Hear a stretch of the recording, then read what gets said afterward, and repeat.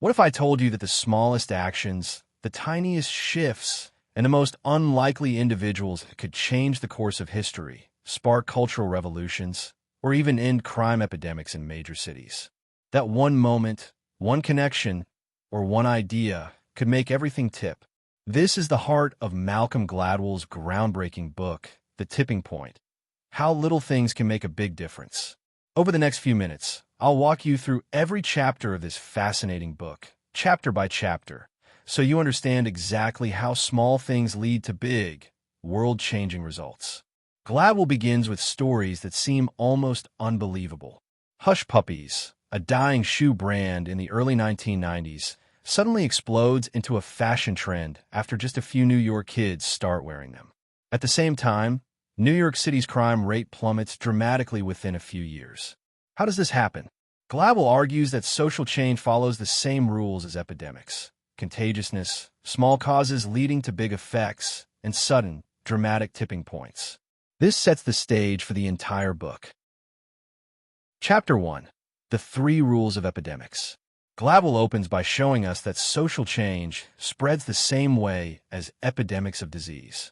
Whether it's the rise of a fashion trend, the sudden fall of crime, or the popularity of a product, they follow 3 simple but powerful principles. 1. Contagiousness. Behaviors, ideas, and messages spread like viruses. Think of a yawn. It's so contagious that just hearing or reading about it can make you yawn. Social trends work in the same way. 2. Little causes have big effects. Small adjustments can cause dramatic outcomes. For example, in New York City, slight improvements in policing, combined with demographic shifts and changes in the drug trade, didn't just lower crime slowly. They caused it to collapse, plunging in a matter of years. 3. Change happens suddenly. At some mysterious threshold, things reach a critical point and then tip all at once. Crime in New York didn't gradually fall, it suddenly plummeted. The same with Hush Puppies. They went from forgotten shoes to fashion icons in 2 short years. Gladwell calls this phenomenon the tipping point, that one dramatic moment when everything changes at once. Chapter 2. The Law of the Few. Social epidemics don't spread evenly through everyone. They're driven disproportionately by select few individuals who play special roles. Gladwell identifies 3 such types. Connectors. People who know an unusually large number of others and link different social worlds. They are the hubs of human networks. For example, Stanley Milgram's famous 6 degrees of separation experiment showed that a handful of highly connected people are the ones through whom messages and relationships travel the fastest. Mavens. These are the information brokers, people who love to gather knowledge and share it. Mavens are not just collectors of facts. They're driven to educate and help others make informed decisions. If you ask a maven about a product, they'll give you detailed, reliable advice. Salesmen, charismatic persuaders who can influence others not just with facts, but with energy, enthusiasm, and emotional appeal. Their subtle nonverbal cues, tone of voice, body language, confidence, make them extraordinarily convincing. Gladwell illustrates this through Paul Revere's Midnight Ride. Both Revere and William Dawes set out to warn colonists of the British advance. Yet Revere's call to arms spread like wildfire, while Dawes's did not. Why? Revere was a connector and trusted maven. His personality and social ties made the message tip. Chapter 3. The Stickiness Factor. It's not enough for an idea or message to spread. It has to stick in the mind. Stickiness is what makes something memorable and impactful. Gladwell highlights how children's television shows like Sesame Street and Blue's Clues mastered this principle. Sesame Street combined education with entertainment, testing and refining until children not only paid attention but retained what they learned. Blue's Clues went further by repeating the same episode every day for a week. Instead of boring kids, it reinforced the lessons and made them unforgettable. Advertising provides similar examples. Slogans like "Winston tastes good like a cigarette should," or "Wendy's where's the beef," became cultural catchphrases. They weren't just catchy, they were sticky. People repeated them, remembered them, and pass them on. Stickiness is the reason some messages sink in and spread, while others vanish. Chapter 4. The Power of Context, Part 1. Human behavior is profoundly shaped by environment. Even the smallest changes in context can shift actions dramatically. Gladwell explains this through the broken windows theory, which argues that visible signs of disorder, like graffiti or broken windows, signal that no one cares, encouraging more serious crime. In New York City, cracking down on fare beating and cleaning graffiti in the subway helped trigger a steep decline in crime across the city. These small environmental cues shifted behavior on a massive scale. He also explores how social situations dictate behavior, such as the infamous Kitty Genovese case where 38 witnesses failed to help during her murder. Psychologists discovered this wasn't simple apathy, but the bystander effect. When more people are present, individuals feel less personal responsibility. The environment, the number of witnesses, shape the outcome. The key insight: people are not solely guided by character or values. They are highly sensitive to their surroundings. Change the context, and you change behavior. Chapter 5. The Power of Context, Part 2. Gladwell expands the idea that our surroundings influence behavior by diving deeper into social dynamics.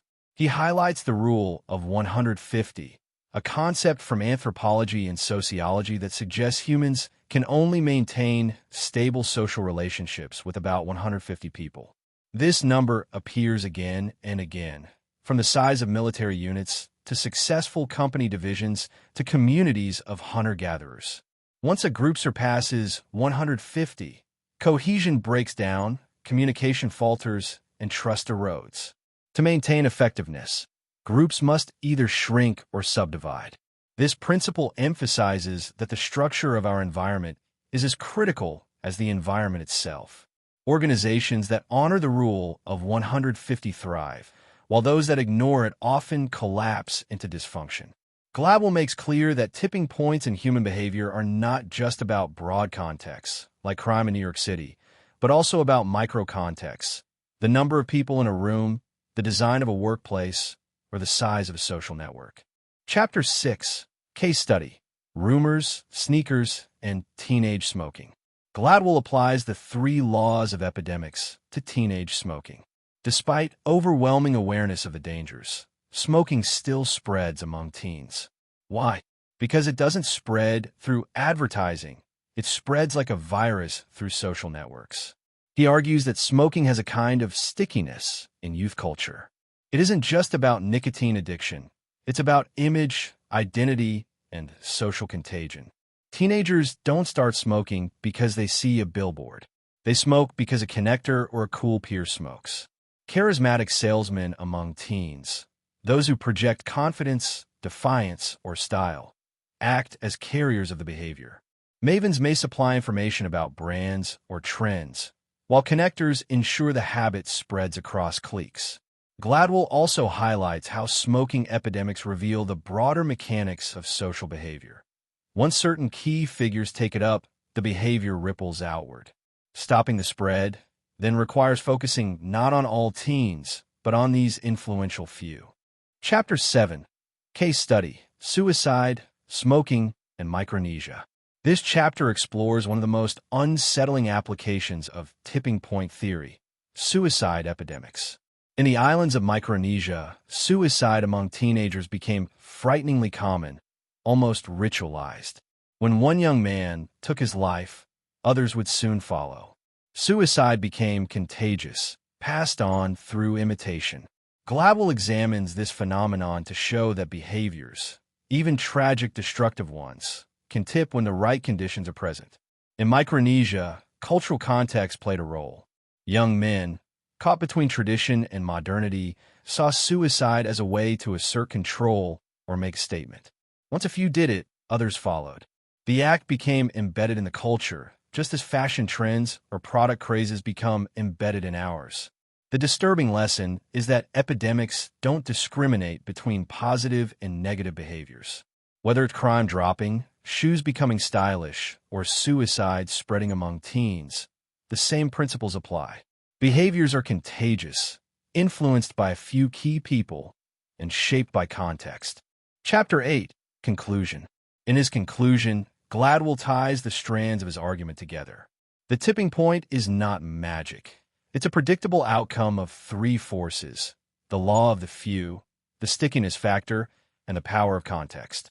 These principles explain why ideas, products, and behaviors spread the way they do. He stresses that this understanding empowers us. If epidemics are not random, then we can learn to start and shape them. By finding the right connectors, crafting sticky messages, and altering environments in small but strategic ways, we can deliberately create positive tipping points. Whether to reduce crime, improve education, launch successful businesses, or drive social change. The final message is both sobering and hopeful. Little things matter. Small actions, carefully chosen, can ripple outward until they transform entire societies. The world doesn't always change gradually. Sometimes it changes all at once when it tips. So the next time you notice a small trend, a catchy phrase, or even a shift in behavior in your community, ask yourself, is this about a tip? Because as Malcolm Gladwell shows us, the smallest things can make the biggest difference.